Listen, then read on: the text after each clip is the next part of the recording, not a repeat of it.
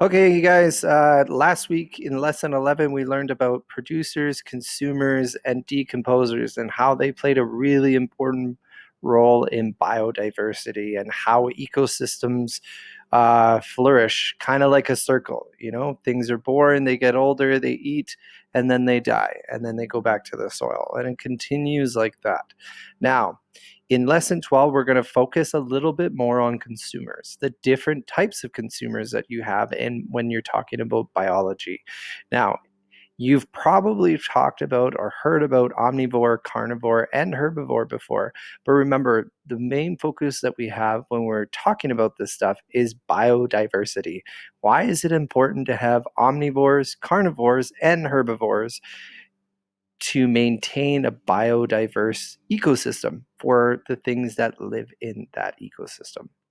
Now, first, we're going to talk about the definitions, and then we're going to talk about how it plays an important role in biodiversity. Now, a herbivore, these are different species, also known as primary consumers. These guys only eat producers. And if you remember, producers are the things that make their own food, usually plants like trees and grass. They go through a process called photosynthesis, which they take the sun, the nutrients and water from the soil, and they take carbon dioxide that we breathe out, and they process that to make sugars to give themselves food so that they can grow up big and strong and tall. Now, and then they release oxygen for us. It's kind of a cycle like that. So herbivores only eat plants, and generally, so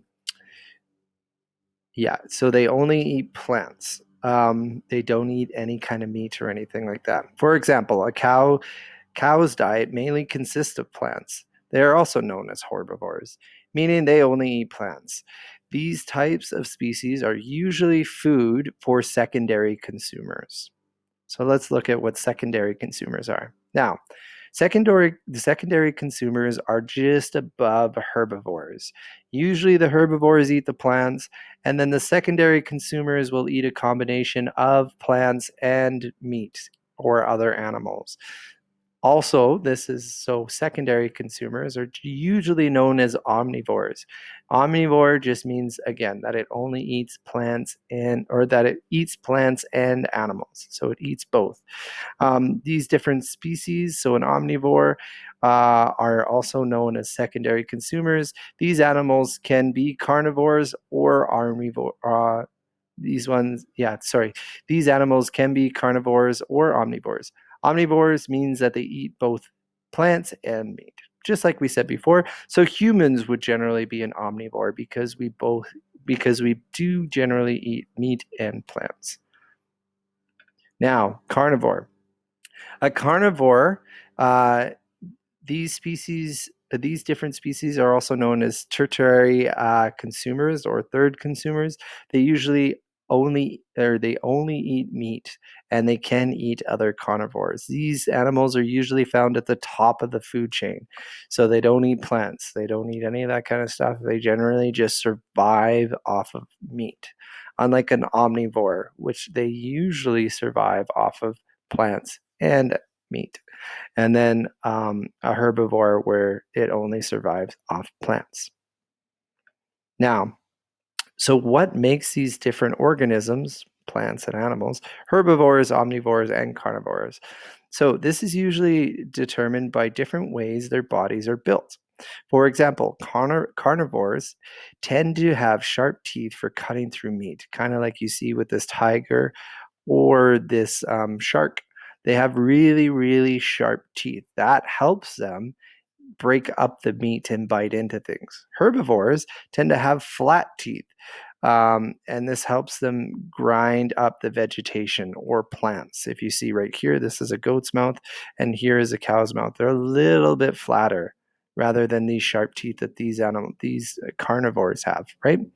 Um, Now, omnivores could potentially have a combination of sharp and flat teeth to help us eat the different types of meals or the different types of food that we look for. Now, There are lots of different adaptations an animal can have to make them function well within their ecosystems. Again, these are called adaptations, and adaptations are any trait that helps an organism or species survive and or reproduce or grow. Okay, so how does this relate to biodiversity? Having carnivores and herbivores and omnivores within an ecosystem ensures that populations of different organisms stay balanced and do not get out of control.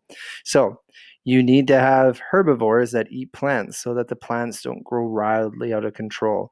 And then you need to have a carnivore that eats the herbivore so that the herbivores, or like a cow, the population doesn't get out of hand and there's not a bunch of cows running all over the place eating all the plants, making it so that there's no plants to eat. So having these types of animals helps create a biodiverse environment and balances out that ecosystem that all of these things are living in. If you have too much of one, then it throws it out of balance and it can create problems for the different animals or species that live in that ecosystem. Now, I'm not going to watch this video.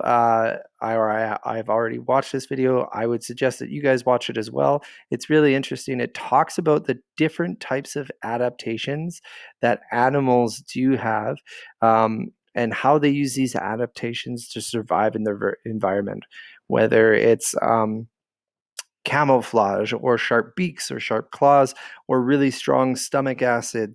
I know that cows, they have like 4 different stomachs and um, a very precise process that they follow in order to eat grass and digest it properly. So, you guys, that's the end of this week's lesson. Make sure that you go and do assignment 12. If you have any questions, make sure that you come and ask us during our office hours on Monday and Wednesday, 11 to 1.